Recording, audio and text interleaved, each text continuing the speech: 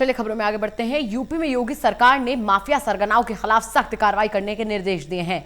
इस लिस्ट में करीब 40 माफिया सरगनाओं के नाम शामिल हैं। साथ ही सरकार ने इन सरगनाओं की अवैध संपत्ति भी जब्त करनी शुरू कर दी है। रिपोर्ट देखिए आप।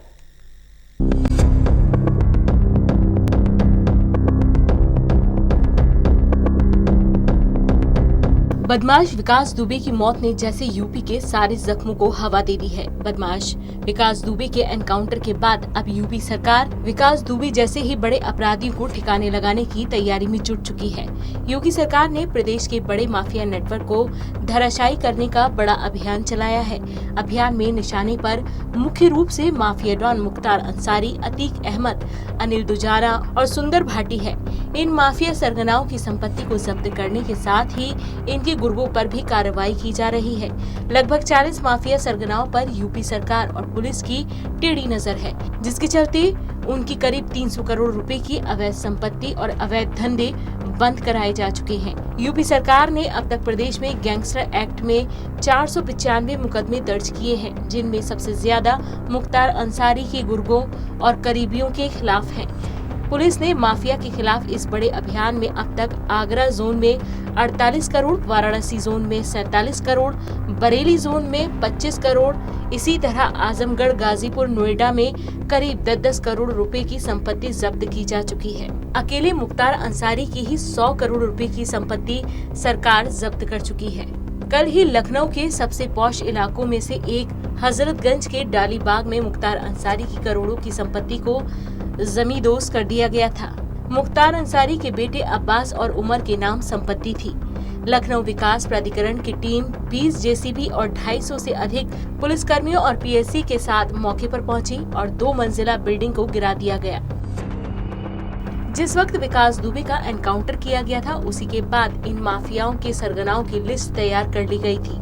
यूपी में अपराधों को रोकने और माफिया नेटवर्क को खत्म करने की योगी सरकार जी तोड़ कोशिश कर रही है।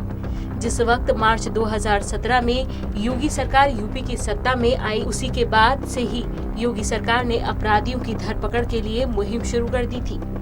आपको बता दें कि यूपी में अब तक 6200 मुठभेड़ हो चुकी है, जिसमें लगभग 124 अपराधी मारे जा चुके हैं। तो वहीं इस मुठभेड़ में 13 पुलिसकर्मी भी शहीद हो चुके हैं।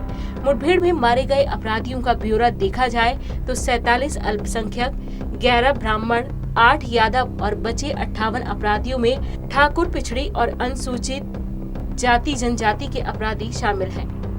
सबसे ज्यादा एनकाउंटर पश्चिमी यूपी में किए गए। आइए आपको दिखाते हैं कि पश्चिमी यूपी में कहां-कहां और कितने अपराधी मुठभेड़ के दौरान ढेर किए गए। मेरठ में मुठभेड़ के दौरान 14 आरोपियों को मार गिराया गया। सहारनपुर में पुलिस और आरोपियों के बीच मुठभेड़ हुई, जिसमें 9 आरोपियों को मार गिराया गया। शामली में भी मुठभेड़ के दौरान 5 आरोपियों को मौत की नींद सुला दिया गया। मुजफ्फरनगर में 11 आरोपियों को मुठभेड़ के दौरान ढेर कर दिया गया। पूर्वी जिला की अगर बात करें तो सबसे अधिक एनकाउंटर आजमगढ़ में हुए, जहां 5 आरोपियों को मार दिया गया। खैर, यूपी में भले ही योगी सरकार माफिया नेटवर्क पर शिकंजा कसने की कोशिश कर रही हो, अपराधियों को मुठभेड़ में ढेर कर रही हो, लेकिन यूपी में क्राइम आज भी अपने चरम पर है। जहां माफियाओं की संपत्ति जब्त की जा रही है, तादाद से ज्यादा एनकाउंटर हो रहे हैं, वहां आज भी अपराध खत्म तो दूर की बात, कम होने का नाम नहीं ले रहे हैं। बल्कि अगर देखा जाए तो जितने अपराधियों पर सख्ती बरती गई है, उससे ज्यादा लूट, चोरी, मर्डर, रेप जैसी वारदातें सबसे ज्यादा बढ़ी हैं। फिलहाल अब देखने वाली बात यह है कि विकास दुबे के बाद यूपी पुलिस ने कुख्यात बदमाशों और उनके गुर्गों के खिलाफ कार्रवाई की मुहिम तो छेड़ दी है। क्या इस कार्रवाई से यूपी में बढ़ते अपराधों में कोई कमी आएगी या नहीं, ये तो आने वाला वक्त ही बताएगा। Special desk, total news.